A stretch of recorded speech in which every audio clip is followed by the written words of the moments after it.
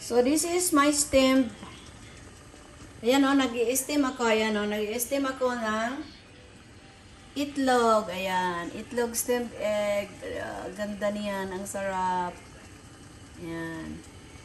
Para siyang cake. Mayroon siyang konting toyo, sesame oil. Tapos, tubig, 2 itlog. Lagyan natin ng carrots pang decoration at lagyan natin ng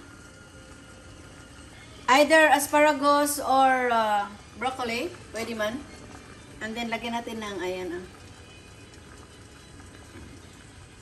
ng mga dahon-dahon. Ayan. Luto naman, ayan. Mayroon siyang sesame oil. Mayroon siyang isprek. Ay, buto ko. Wala. Hulog na. Ayan. So, slice natin yan mamaya na parang litchi plan. Pero itlog yan ha. Kasi nilagay mo itlog, scrambled egg. Lagyan mo ng, ang scrambled egg na 2 is equivalent to 100 ml. So, i-double mo yan. Lagyan mo ng 2 ml na warm water. Tapos, i-sieve mo or yung salain, strain, ganun. Lagyan mo ng mga salt. Tapos, konting, ano ba yan? Nor cubes, konti lang.